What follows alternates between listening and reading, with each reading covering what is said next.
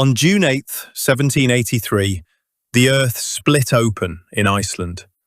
10 days later, a dry, bitter haze reached the port of Le Havre, burning the eyes and throats of people who had never heard the name Laki.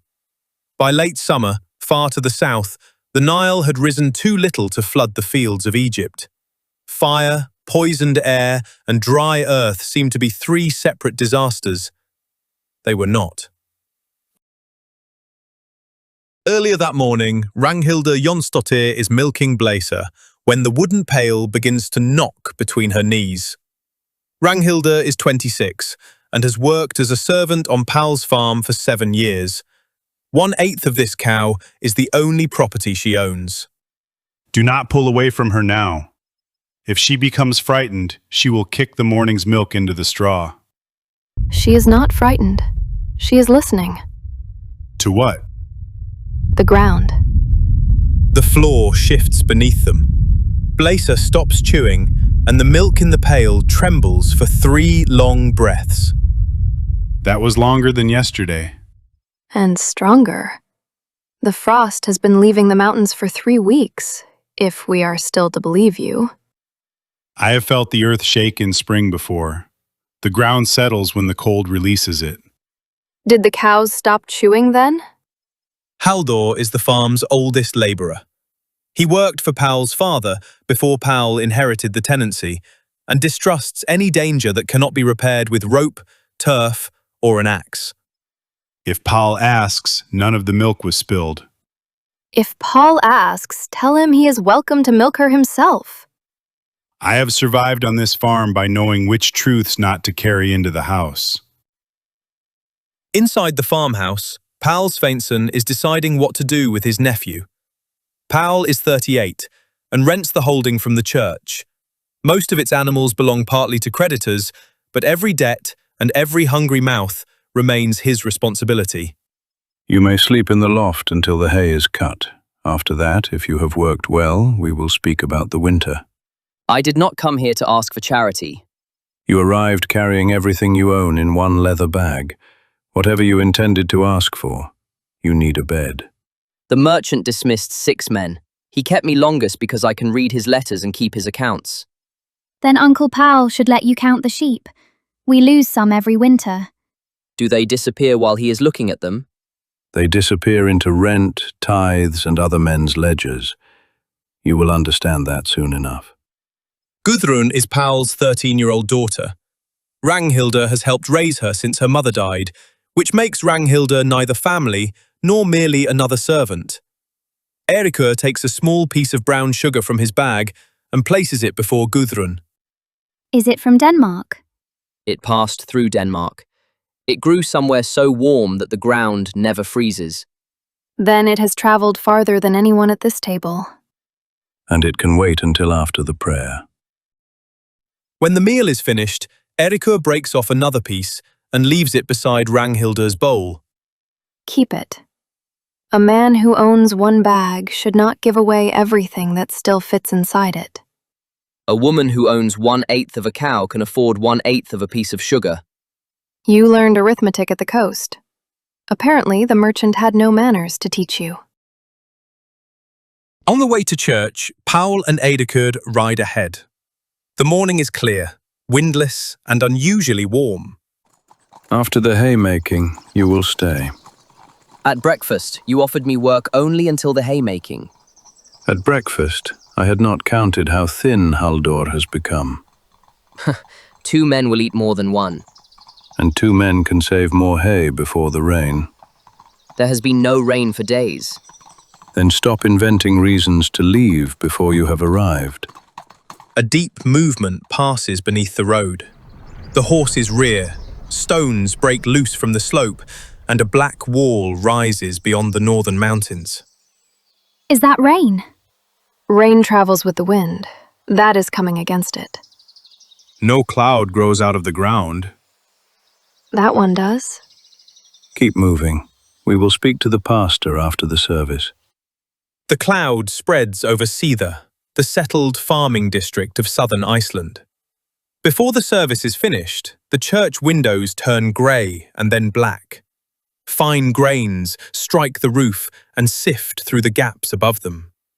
Ragnhildur catches several in her palm. It is raining inside. Do not touch it. It looks like ash. Ash requires a fire. The grains are dry and black, with a faint, sulphurous smell. Outside, noon is disappearing. The animals are still in the lower pasture. The service is not finished. If this reaches the farm before we do, it will settle on everything they eat. She is right. We can no longer see the mountains. Halldor, bring the horses. We are going home. The black rain falls until evening. It does not melt or run from the roof. It settles on the paths, in the troughs, and across the animals' backs. Ragnhildur milks Blesser beneath a cloth. Even so, black grains float upon the milk. I have rinsed it 3 times. The moment I hang it over the window again, it turns black. Then rinse it a 4th time. Keep it wet. A dry cloth will not keep the ash out. If we seal every crack, the smoke from the hearth will have nowhere to escape. We will choke on our own fire. The smoke hole stays open. Everything else is sealed until the air outside is fit to breathe again. Halldor presses wool between the wooden beams. Gudrun hangs the wet cloth back over the window. At supper, ash grinds between their teeth. Cover the flour with a 2nd layer. If any more ash gets inside, we lose the entire sack. The flour is inside a chest. The chest is beneath a cloth, and the cloth beneath a lid. There is nothing more we can put over it. We can cover the flour. We cannot cover the air. Then stop telling me what we cannot do. Go to the stream with Gudrun tomorrow and bring back water while there is still some flowing. You need not wait until tomorrow. The stream is already almost dry. I went farther upstream, but there was hardly any water there either. Did you spill the pail on the way back? No, this is all that was left. The next morning, Páll and Eiríkur follow the stream to the Skafta, the district's great glacial river. The day before, it had been broad and fast-flowing. Now its riverbed lies bare. Yesterday, the water covered these stones. An entire river does not disappear in a single night. Perhaps one of the tremors changed its course. There are channels beneath the earth that we know nothing about. Then the water should emerge somewhere else. Yet here there is only less and less of it. If you do not want my answer, why ask me?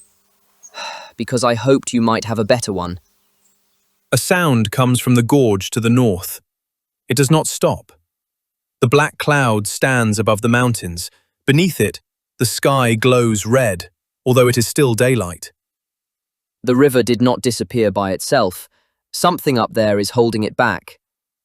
Then we will not stay here until that something comes down to us. After nightfall, 5 people stand outside the farm. A farmer, his wife, 2 children, and an old man.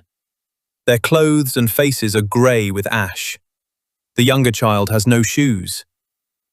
We come from the farms above the gorge. The fire has cut off the road to the east.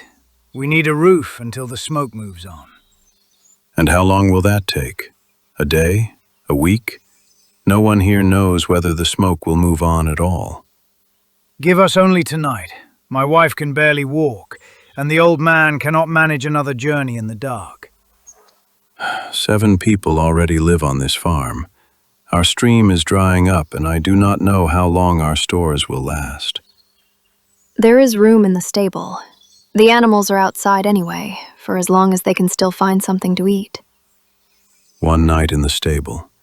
Tomorrow you continue towards the coast. I cannot give you more than that. For tonight, 1 night is enough. Ragnhildur brings water and blankets into the stable. While the adults speak, she sits beside the younger child. She breaks her strip of dried fish in 2 and slides 1/2 towards him. At the other end of the stable, Eiríkur questions the farmer about the fire. We could see the red light from the river, but there was nothing between us and the mountains except smoke. How close were you to where the earth had split open? Close enough to feel the heat against my face. The fire was not coming from a mountain. The ground itself had torn open, and the flames rose higher than any church tower. And the Skafta? Did the fire reach the river? The water disappeared first, then the fire came through its bed. Where the river had flowed yesterday, black stones were moving today, and everything between them glowed red. Who made it out? Give me their names. Bjarni and his 2 sons were on the road ahead of us. Sigríður led her children west. Old Ketil from the upper farm made it out as well. And the other families? I saw no one else on the road. 6 weeks have passed since the first fall of ash. Now, the fire itself is coming. Kirkjubæjar Klaustur, known to its inhabitants simply as Klaustur, is the parish centre of the district. On the morning of July 20th, a black river of lava advances towards the village. It moves slowly, but behind it lie fields, roads and farms that no longer exist. The road south is still open. If we leave now, we can reach the next farm before nightfall. With 1 horse, 7 people and everything we need for winter. By the time we decide what to abandon, the road may already be closed. Then we take Gudrun and as much food as we can carry. A farm can be replaced. Not by people like us. If we lose this farm, no one will give us another. The bell at Klaustur begins to ring. Outside the church stands Jon Steingrimsson, the district's 55-year-old priest. Since the eruption began, he has recorded every tremor, where the ash falls and which farms have been lost. That morning, he does not summon the people to flee. He summons them into the church. The church still stands. As long as it does, no one here will wait for the fire alone. I will not stop anyone who wishes to leave. Those who remain, come inside now. If the roof catches fire, we will be trapped. We are trapped outside as well, only without walls. Páll looks towards the southern road. It is crowded with people, animals and carts.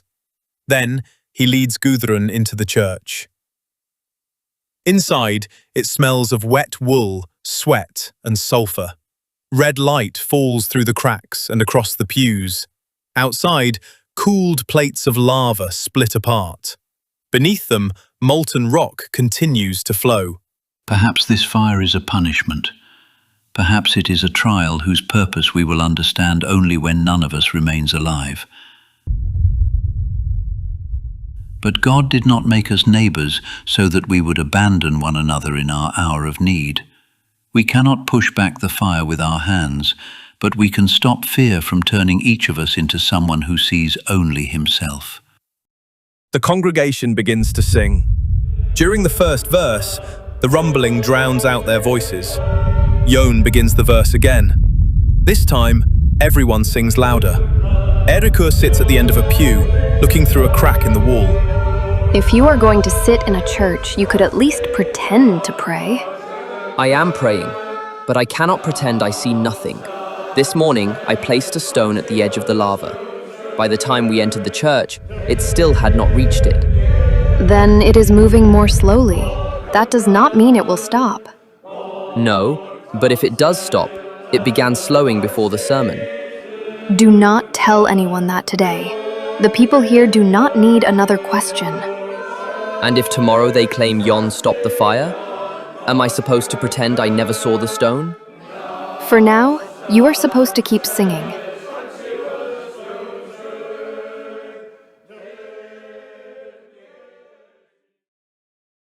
The sermon ends. No one rises immediately. Jon opens the church door. Heat pours inside. The dark front of the lava lies before the village. Steam rises from its cracks, but the black plates are no longer sliding over one another. The lava has stopped. You saw it. He preached against the fire and the fire obeyed him. We do not yet know what it obeyed. Thank God if you wish to give thanks. Then see to the elderly, the animals, and those who did not reach the church. The fire has stopped. Our troubles have not. That same day, the first inhabitants begin calling the service the Eldmesse, the Fire Mass. Years later, people will say that Jon Steingrimsson stopped the lava with his sermon. Eiríkur and Ragnhildur stand before the solidified lava. Its surface is black, but the cracks beneath still glow red. They will turn today into a miracle. No one will mention that the flow had already begun to slow. Which would you prefer? That God stopped it after allowing the upper farms to burn? Or that no one stopped it, and we were merely fortunate? I do not know. Then that is the truth you should remember. By the end of August, the pastures are still green, yet the animals are growing thinner. Blessa stands in the grass all day. She tears blades from the ground, drops them, and tries again somewhere else. She has not swallowed anything since yesterday. She pulls up the grass, but she can no longer chew it. Perhaps something is caught between her teeth. Pull it out and she may be eating again tomorrow. There is nothing between her teeth. It is the teeth themselves. Ragnhildur opens Blessa's mouth. Her gums are raw. A yellow crust coats her tongue and lips. When Páll touches one of her front teeth, it moves. I have never seen anything like this. Not in an animal young enough to have many winters ahead of her. Then it is no ordinary illness. Since the fire began, nothing ordinary has come down from the sky. That afternoon, Vigdis arrives from the neighbouring farm. She is about 45 and works the higher pastures west of Páll's land with her husband. In good years, the two farms exchange hay, butter and labour. Vigdis keeps a written record of every amount borrowed. 3 of our sheep have the same yellow mouths. One can no longer bend its front leg, and the youngest is losing its teeth. My husband believes it is the water. Your stream comes from another slope. If your animals are sick as well, it cannot be only the water. Then it is the grass, or whatever has been falling upon it for weeks. We gave the sheep old hay, but we do not have enough to feed them through both summer and winter. It is a punishment. The fire opened the earth, and now the sky is poisoning whatever grows upon it. If it is a punishment, why does it strike the animals first? They do not even know what they are being punished for. Perhaps the animals are not the ones being punished. I do not care whether it comes from the sky, the water, or the earth. I need to know how we keep the livestock alive. You will not keep all of them alive. Slaughter the weak ones while there is still meat on their bones. If you wait, you will bury them without saving anything for winter. Blessa is not that far gone. Then hope you are right. Yesterday I said the same about our first sheep. 3 days later, Blessa can no longer stand. Páll brings the slaughtering knife. Ragnhildur sits beside the cow and offers her water, but Blessa does not move her head. Halldor can lead her outside. You do not have to be there. She would not follow him. Besides, 1/8 of her belongs to me. If everything I own dies today, I will not wait inside until it is over. Then take the rope. We will do it quickly, before she suffers any longer. Blessa follows Ragnhildur behind the low stone wall. Slowly, on stiff legs, but without resisting. Ragnhildur holds the rope until the cow lies on the ground. That evening, the meat hangs in the shed. Páll counts the cuts, while Eiríkur records the quantities on a sheet of paper. The hindquarters must be smoked. We eat the meat from the ribs first, before it spoils. We save the fat for winter. I decide what is stored and what is distributed. An animal does not belong to the person who milks it. 1/8 of this animal belonged to me. You will not hang my 1/8 separately. You will distribute it among everyone, and later explain that the farm owes me something. Your share will be entered in the accounts. I have never denied that. Entered against what? The next cow I might be able to buy in 10 years? If my meat is meant to carry this entire farm through winter, then I have a say in how it is used. You own 1/8 of a cow, not 1/8 of this farm. Today, this farm needs more than 1/8 of my loss. Páll looks at the meat, the salt, and the empty spaces in the shed. I will set the rations. You decide what we smoke, what we salt, and what we use immediately. Eiríkur will record every amount. Then write down first that you asked me. There is still room for that on the page. That evening, Ragnhildur still receives her bowl last. But the slaughtering knife lies before her, and Páll waits for her decision before the first piece of meat is distributed. Outside, the remaining animals stand belly deep in green grass. In October, Páll lays all their provisions on the table. Dried fish, smoked meat, 2 sacks of flour, half a barrel of butter. Beside them, the hay for the remaining animals. Eiríkur records the quantities. Calculate for 5 people. I already send the workers away. They were not happy. Divide everything so it lasts until the end of winter. We will need something for spring as well, even if it carries us through only the first few weeks. If we keep the present rations, the meat lasts until January. The flour runs out sooner. The fish depends on how much is spoiled beneath the ash. Then calculate it again. You have been too generous somewhere. The numbers are not generous. They simply refuse to tell you what you want to hear. We can still save some meat. If we keep more fat for winter and boil the bones twice, we may gain another 2 weeks. That still leaves us several months short. Vigdis sent word. Her husband has been in bed for 4 days. He cannot keep the broth down. What does she need? Barley, if we have any to spare. There is none left. Every day brings another need we cannot meet. At midday, the district official arrives. He is the local official responsible for collecting rent and dues from the church's estates. His boots are grey with ash. His coat is too thin for autumn. I have seen the damage along the road. You need not explain what happened to the pastures and livestock. Even so, the rent is due. What am I supposed to pay it with? The animals are dead, and the meat we have left is needed to carry this farm through winter. According to the last inventory, you still possess butter and wool. I am not demanding the full amount. I cannot justify reducing it any further in my report. The butter is food. We need the wool for clothing and blankets. You are not taking my surplus. You are taking something we already lack. If I return without payment, another man will be sent. He will take the same amount and add a penalty. I can record your losses, but I cannot undo them. Then why record them? So that one day, someone in Copenhagen learns that this farm still exists. By the time someone reads the report, it may no longer exist.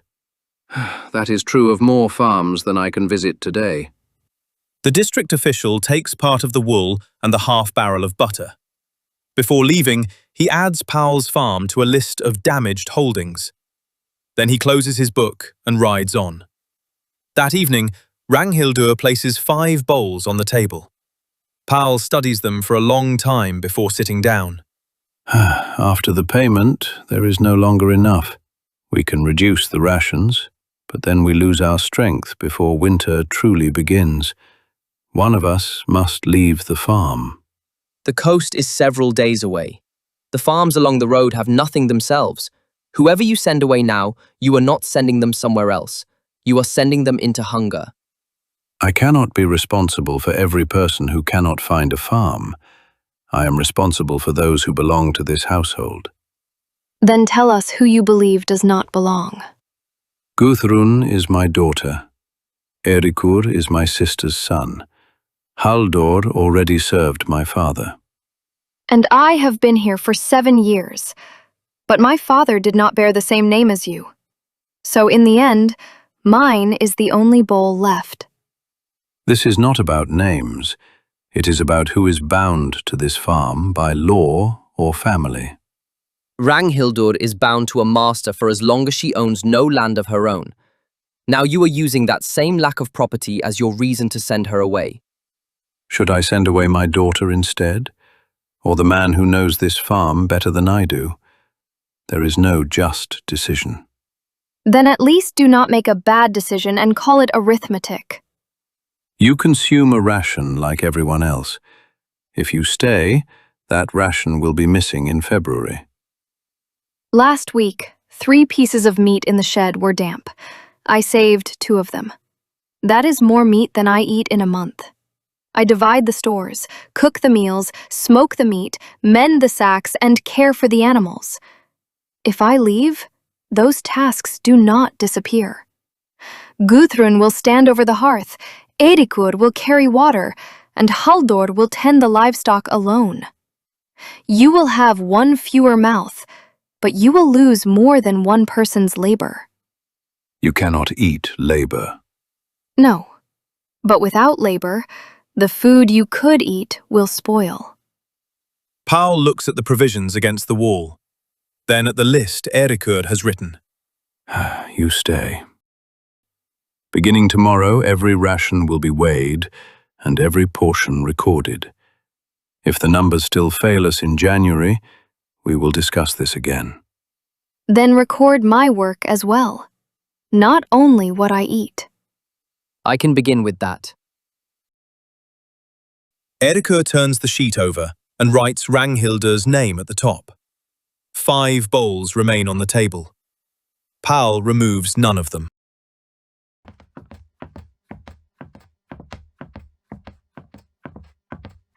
The footsteps lead to the storeroom.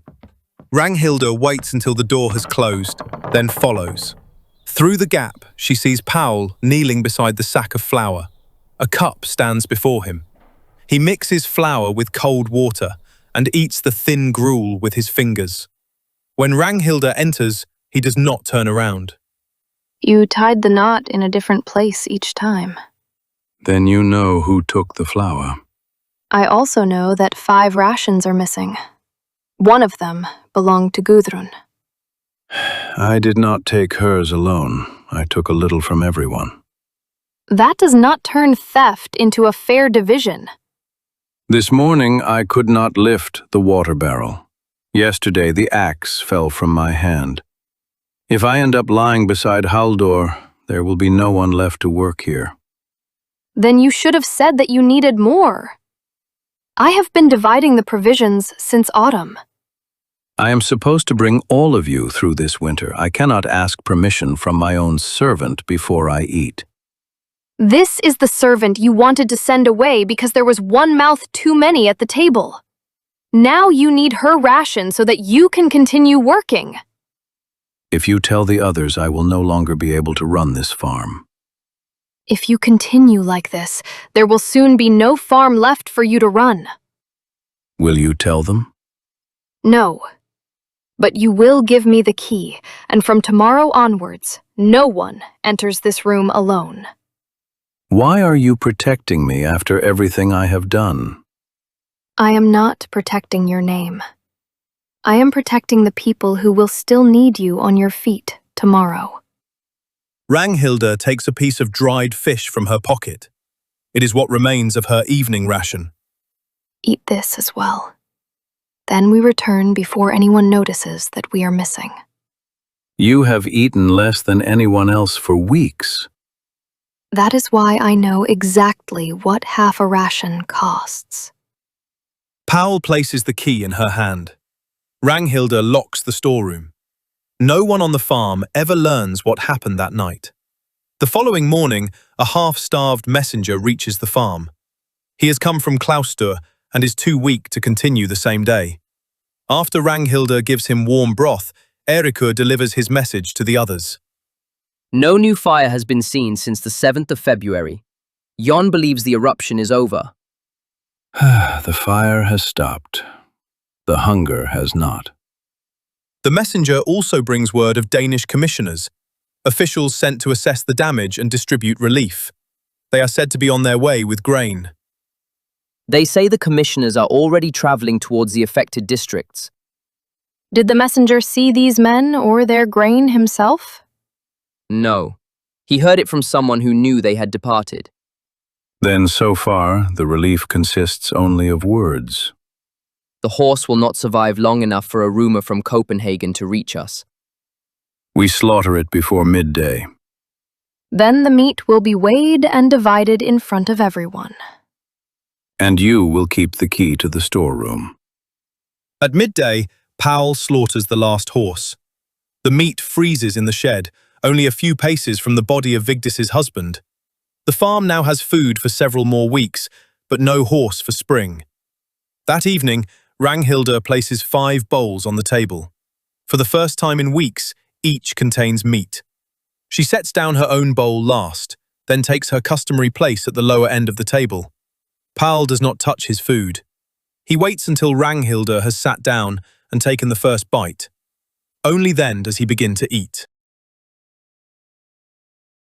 In April, the wind changes.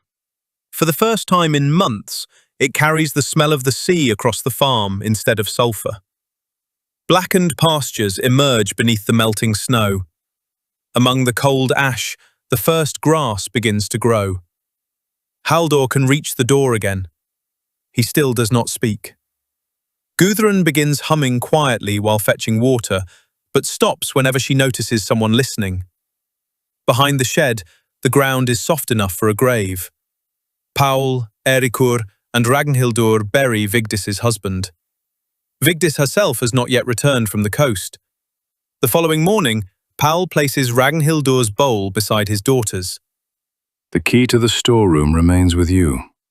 From now on, you will sit beside Gudrun at meals. I could hear everything said at this table from my old place. But no one waited for you to answer. Ragnhildur sits down. The key hangs visibly from her belt.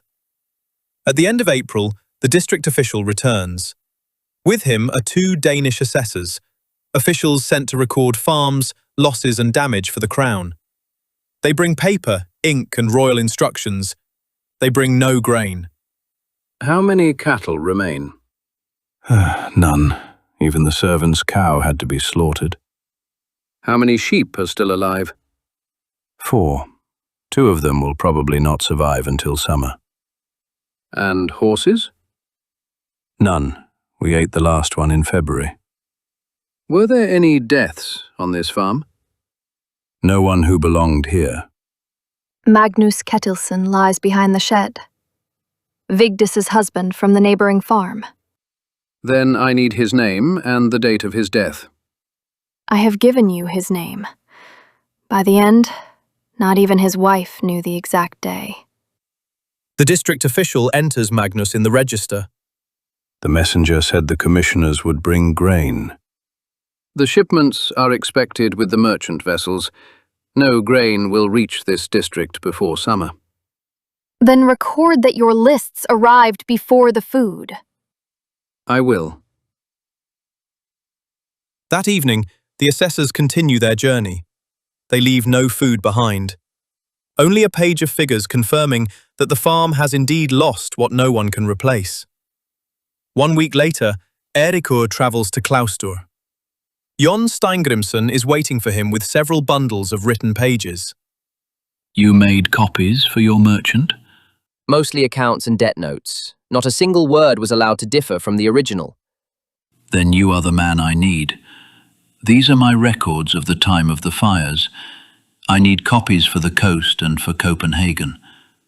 Should I write of the fire mass as a miracle, or as I saw the lava flow from the river? Write where the lava stood. Write what the people sang and what they believed. Leave none of it out. Even if what I observed does not fit their explanation. Even then, a miracle is not made greater by reporting it inaccurately. Eiríkur accepts the records. On the coast there are merchants, scribes and ships. From there, a copy can travel farther than anyone from the farm ever could. The next morning, he packs his leather bag. When he arrived the previous spring, it contained everything he owned. Now it holds more paper than clothing. Ragnhildur accompanies him as far as the pasture fence. When I arrived, all I wanted was to return to the coast. Now it feels as though I am leaving something unfinished. A farm is never finished. That is why it always finds new work for the people who remain. After everything this place has taken from you, why do you still stay? Gudrun is here. Halldor can barely walk. And Páll still believes numbers will do as he commands. Those sound like obligations, not a home. Perhaps home is only the place where you know what can kill you. Eiríkur walks south. Ragnhildur returns to the farm. The eruption is over. The famine is not. By early 1786, Iceland will have lost almost 1/5 of its population. The island will not regain its pre-eruption population until the 1810s. But the haze had already left Iceland during that first summer. To follow it, we must go back. To June 18th, 1783, to the Norman port city of Le Havre. There, people stand upon the harbour wall and stare into a sky that has lost its colour since morning. White houses appear yellow-brown. The sun is so red and faint that they can look directly at it. No one in Le Havre knows the name Laki. No one knows why the air smells of sulphur. In Iceland, the same haze has already poisoned the grass. In Le Havre, no one yet calls it a danger.